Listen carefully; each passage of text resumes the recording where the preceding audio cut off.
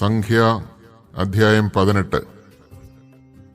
കർത്താവ് അഹ്റോനോട് അരുളിച്ചെയ്തു, നീയും പുത്രന്മാരും നിന്റെ പിതൃഭവനം മുഴുവനും വിശുദ്ധ സ്ഥലത്ത് സംഭവിക്കുന്ന അകൃത്യങ്ങൾക്ക് ഉത്തരവാദികളായിരിക്കും. നിങ്ങളുടെ പൗരോഹിത്യ ശുശ്രൂഷ സംബന്ധിച്ചുണ്ടാകുന്ന തെറ്റുകൾ നീയും പുത്രന്മാരും ഏറ്റെടുക്കണം. നീയും പുത്രന്മാരും സാക്ഷ്യകൂടാരത്തിനു മുമ്പിൽ വരുമ്പോൾ നിങ്ങളെ സഹായിക്കുന്നതിന് നിന്റെ പിതൃഗോത്രജരായ ലേവ്യ സഹോദരന്മാരെയും കൊണ്ടുവരിക. അവർ നിങ്ങളെ പരിചരിക്കുകയും കൂടാരത്തിലെ പരിചാരക വൃത്തികൾ അനുഷ്ഠിക്കുകയും ചെയ്യട്ടെ. എന്നാൽ വിശുദ്ധ മന്ദിരത്തിലെ പാത്രങ്ങളെയോ ബലിപീഠത്തെയോ അവർ സമീപിക്കരുത്. സമീപിച്ചാൽ അവരും നിങ്ങളും മരിക്കും. അവർ നിങ്ങളുടെ കൂടെ നിന്ന് സമാഗമ കൂടാരത്തിലെ സകല ജോലികളും ചെയ്യണം. മറ്റാരും നിങ്ങളെ സമീപിക്കരുത്. ഇസ്രായേൽ ജനത്തിന്റെ മേൽ ഇനി ഒരിക്കലും ക്രോധം പതിക്കാതിരിക്കാൻ വിശുദ്ധ മന്ദിരത്തിന്റെയും ബലിപീഠത്തിന്റെയും ചുമതലകൾ നിങ്ങൾ തന്നെ വഹിക്കണം. നിന്റെ സഹോദരന്മാരായ ലേവ്യരെ ഇസ്രായേലിൽ നിന്ന് ഞാൻ വേർതിരിച്ചെടുത്തിരിക്കുന്നു. സമാഗമ കൂടാരത്തിൽ ശുശ്രൂഷ ചെയ്യുന്നതിന് കർത്താവിനുള്ള ദാനമായി അവരെ ഞാൻ നിങ്ങൾക്ക് തന്നിരിക്കുന്നു. ബലിപീഠവും തിരശ്ശീലയ്ക്ക് പിന്നിലുള്ളവയും സംബന്ധിച്ചുള്ള പൗരോഹിത്യ ശുശ്രൂഷകളെല്ലാം നീയും പുത്രന്മാരും അനുഷ്ഠിക്കണം. നിങ്ങൾ തന്നെ അത് ചെയ്യണം. പൗരോഹിത്യ ശുശ്രൂഷ നിങ്ങൾക്കുള്ള ദാനമാണ്. മറ്റാരെങ്കിലും അതിന് തുനിഞ്ഞാൽ അവൻ മരണശിക്ഷ അനുഭവിക്കണം. കർത്താവ് അഹ്റോനോട് അരുളിച്ചെയ്തു, ഇസ്രായേൽ ജനം എനിക്ക് സമർപ്പിക്കുന്ന കാഴ്ചകൾ നിങ്ങളെ ഞാൻ ഏൽപ്പിച്ചിരിക്കുന്നു.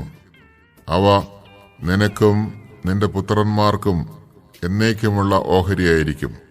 ബലിപീഠത്തിലെ അഗ്നിയിൽ ദഹിപ്പിക്കാതെ മാറ്റിവെക്കുന്ന അതിവിശുദ്ധ വസ്തുക്കളിൽ അവർ എനിക്കർപ്പിക്കുന്ന വഴിപാടുകൾ, ധാന്യബലികൾ, പാപപരിഹാര ബലികൾ, പ്രായശ്ചിത്ത ബലികൾ എന്നിവ നിന്റെ ഓഹരിയായിരിക്കും.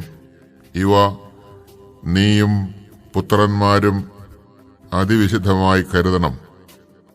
വിശുദ്ധമായ ഒരു സ്ഥലത്ത് വെച്ച് അത് ഭക്ഷിക്കണം. പുരുഷന്മാർക്കെല്ലാം അതിൽ നിന്ന് ഭക്ഷിക്കാം. അത് വിശുദ്ധമാണ്. ഇസ്രായേൽ ജനം നൽകുന്ന സകല നേർച്ച കാഴ്ചകളും അവരുടെ നീരാജനങ്ങളും നിന്റേതായിരിക്കും. ഇവ നിനക്കും പുത്രന്മാർക്കും പുത്രിമാർക്കും ശാശ്വതാവകാശമായി ഞാൻ തന്നിരിക്കുന്നു. നിന്റെ കുടുംബത്തിൽ ശുദ്ധിയുള്ളവർക്കെല്ലാം അതിൽ നിന്ന് ഭക്ഷിക്കാം.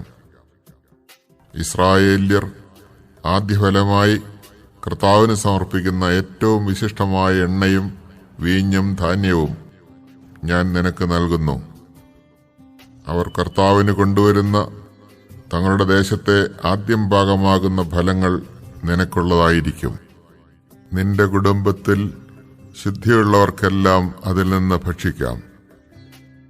ഇസ്രായേലിൽ ദൈവത്തിന് പ്രതിഷ്ഠിക്കപ്പെട്ടതൊക്കെയും നിനക്കുള്ളതായിരിക്കും.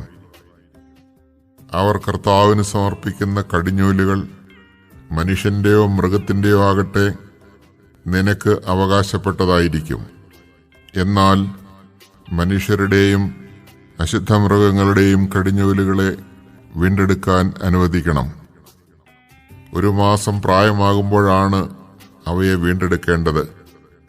അതിനുള്ള തുക 1 ഷെക്കലിന് 20 ഗേര എന്ന് വിശുദ്ധ സ്ഥലത്ത് നിലവിലുള്ള നിരക്കനുസരിച്ച് 5 ഷെക്കൽ വെള്ളിയായിരിക്കണം. എന്നാൽ പശു, ചെമ്മരിയാട്, കോലാട് എന്നിവയുടെ കടിഞ്ഞൂലുകളെ വീണ്ടെടുക്കേണ്ടതില്ല. അവ വിശുദ്ധമാണ്. അവയുടെ രക്തം ബലിപീഠത്തിന്മേൽ തളിക്കുകയും കൊഴുപ്പ് കർത്താവിന് സുഗന്ധവാഹിയായ ദഹനബലിയായി അർപ്പിക്കുകയും വേണം. നീരാജനം ചെയ്ത നെഞ്ചും വലത്തെ കാൽ കുറുകും പോലെ അവയുടെ മാംസം നിനക്ക് അവകാശപ്പെട്ടതാണ്. ഇസ്രായേൽ ജനം കർത്താവിന് നീരാജനമായി സമർപ്പിക്കുന്ന വിശുദ്ധ കാഴ്ചകളെല്ലാം നിനക്കും പുത്രന്മാർക്കും പുത്രിമാർക്കും ശാശ്വതാവകാശമായി ഞാൻ നൽകുന്നു. കർത്താവിന്റെ സന്നിധിയിൽ നിനക്കും സന്തതികൾക്കും ഇത് എന്നേക്കും നിലനിൽക്കുന്ന അലംഘനീയമായ ഉടമ്പടിയായിരിക്കും. കർത്താവ് അഹറോനോട് അരുളിച്ചെയ്തു, ഇസ്രായേലിൽ നിനക്ക് ഭൂമി അവകാശമായി ലഭിക്കുകയില്ല. അവരെപ്പോലെ നിനക്ക് ഓഹരിയും ഉണ്ടായിരിക്കുകയില്ല. ഞാനാണ് നിന്റെ അവകാശവും ഓഹരിയും. സമാഗമ കൂടാരത്തിൽ ലേവ്യർ ചെയ്യുന്ന ശുശ്രൂഷയ്ക്ക് ഇസ്രായേലിൽ നിന്ന് ലഭിക്കുന്ന ദശാംശമായിരിക്കും പ്രതിഫലം. പാപം ചെയ്ത് മരിക്കാതിരിക്കാൻ ഇസ്രായേൽ ജനം മേലിൽ സമാഗമ കൂടാരത്തെ സമീപിക്കരുത്. ലേവ്യർ സമാഗമ കൂടാരത്തിലെ ശുശ്രൂഷകൾ നിർവഹിക്കണം. തങ്ങളുടെ തെറ്റുകളുടെ ഉത്തരവാദിത്വവും അവർ വഹിക്കണം. ഇത് എല്ലാ തലമുറകൾക്കുമുള്ള വ്യവസ്ഥയാണ്. ഇസ്രായേലിൽ അവർക്ക് അവകാശമുണ്ടായിരിക്കുകയില്ല. എന്നാൽ ഇസ്രായേൽ ജനം കർത്താവിന് നീരാജനമായി സമർപ്പിക്കുന്ന ദശാംശം ലേവ്യർക്ക് അവകാശമായി ഞാൻ നൽകിയിരിക്കുന്നു. അതുകൊണ്ടാണ് ഇസ്രായേലരുടെ ഇടയിൽ അവർക്ക് അവകാശമുണ്ടായിരിക്കുകയില്ല എന്ന് ഞാൻ വ്യവസ്ഥ ചെയ്തിരിക്കുന്നത്. കർത്താവ് മോശയോട് അരുളിച്ചെയ്തു, ലേവ്യരെ അറിയിക്കുക, ഇസ്രായേലിൽ നിന്ന് ഞാൻ അവകാശമായി തന്നിരിക്കുന്ന ദശാംശം നിങ്ങൾ വാങ്ങുമ്പോൾ അതിന്റെ ദശാംശം കർത്താവിന് നീരാജനമായി സമർപ്പിക്കണം. നിങ്ങളുടെ ഈ കാഴ്ച മെതിക്കളത്തിൽ നിന്നുള്ള ധാന്യം പോലെയും നിറഞ്ഞ ചക്കിൽ നിന്നുള്ള വീഞ്ഞു പോലെയും പരിഗണിക്കപ്പെടും. ഇസ്രായേലിൽ നിന്ന് സ്വീകരിക്കുന്ന ദശാംശങ്ങളിൽ നിന്നെല്ലാം നിങ്ങൾ കർത്താവിന് നീരാജനം അർപ്പിക്കണം. കർത്താവിനുള്ള ഈ കാഴ്ച പുരോഹിതനായ അഹ്റോന് കൊടുക്കണം.